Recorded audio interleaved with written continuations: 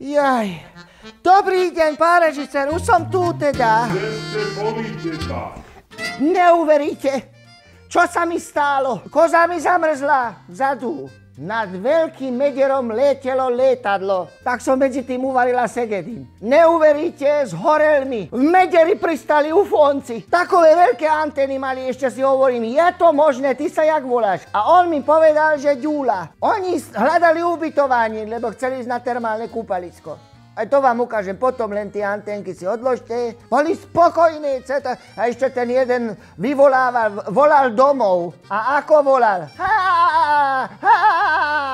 Anténky si zebral, no není blbec. A plavky si nezebere do veľkého mediera na termálne kúpalisko. Si kompletný. A on že...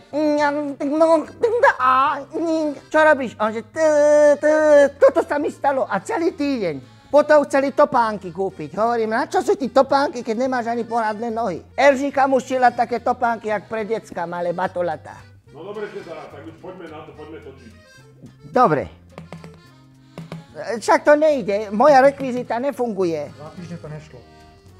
Čo nešlo? Dosť divný si. Ty si už jedol? Ďakujem. Prosím.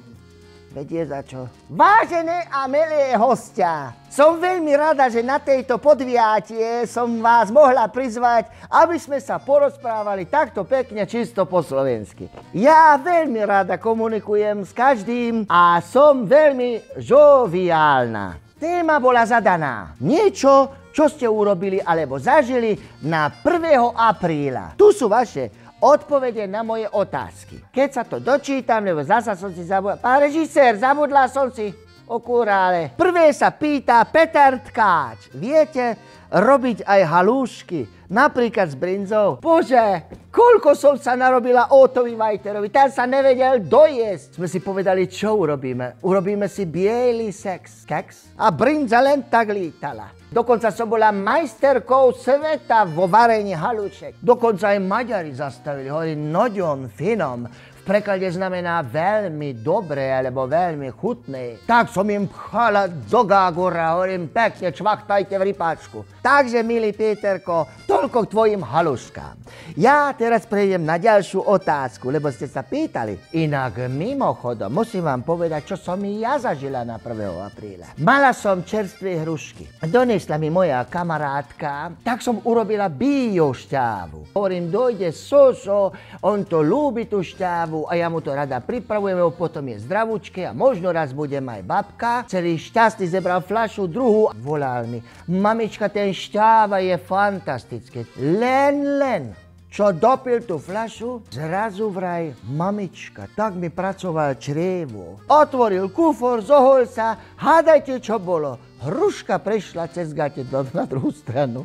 Taký zúfalý, igeli si dal pod seba, veď není hovado, nezasviní sa celý. A vtedy som pochopil význam toho hesla, že buď si uprdnem, anebo sa poserem. Pán režisér, a video nemáme? No! Ja čo sa toho chytám, veď to samé ide. Jej!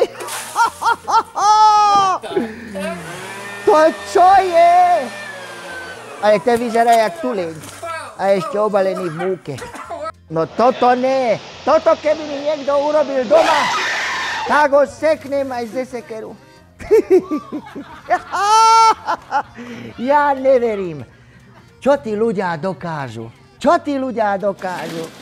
To je neskutečné. Áno, no, šikovný. Nemusíš, polož to, Maxinko. Dobre, môj zlatý, ahoj. To je od Maxíka, kávička. Že prečo mám zuby jak kukurica žlté. Pijem 18 kávy za hodinu. Neukázali by ste nám vášho junáčika Dušanka, že nech na videu ohodnotí váš segedínsky guláš.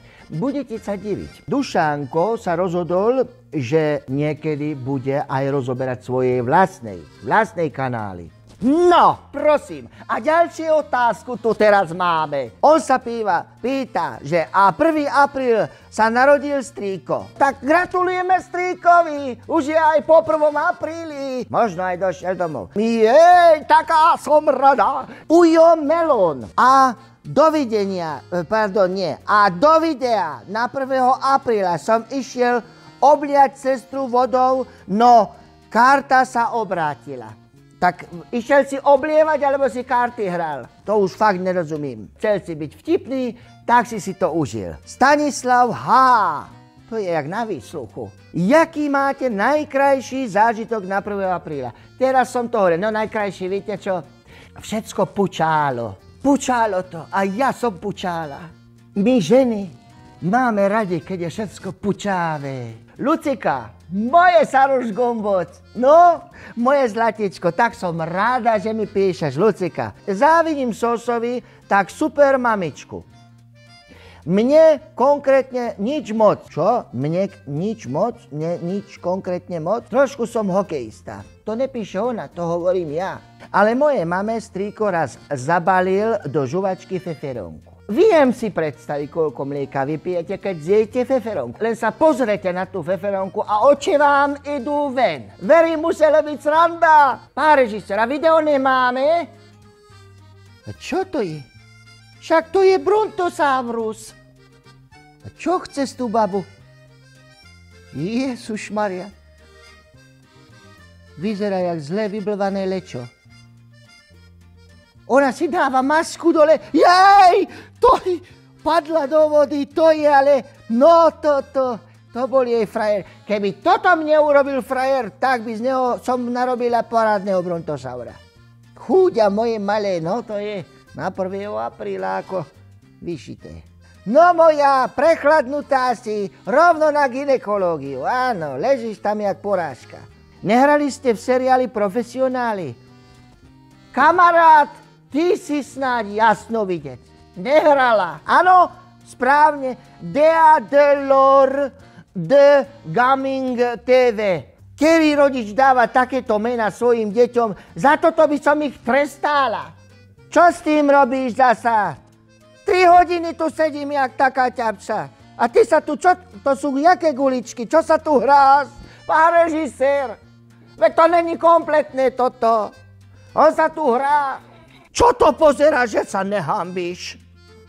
Takové veci, a čo ti to aj smiešné je? No, mňa to už nebaví takové videá. Čo ja mám nové? Mám novú lásku. Volá sa Ujo. Páťo Strášil. No, napísal mi napríklad. Teta, keď už nie ste do toho óta, môže vám kurizovať ja, Ujo Páťo. No, milý Ujo, tu teta, môžem vám povedať, ste veľký štramák, tie bajúzy a fajku, akú máte. Priatelia, stretli sme sa. Cez ten krabičku Dušanko mi to nastavil a zrazu ho vidím naživo. On sa tak culí pod tej fúzi a hovorí: Dobrý deň, teta. To som ja, Ujo Strášil. Neviem, či som mu približila tú intonáciu aj tú hĺbku hlasu, lebo predsa som žena. Ale ja som táto sa tak culila a hovorím: Áno, to som ja. A on mi hovorí: Ale ste pekná. Tak toto bolo slovo dobytku. Vypadá jak Maďar. Sándor Petőfi. Áno, zo Záhoria. Veľký bajús, usmiaté oči, rozpráva z cesty ako každý chlap a preto ho mám ráda, počúvam tie veci, ničomu nerozumím, ale zalúbená som. Som šťastná žena. Oto!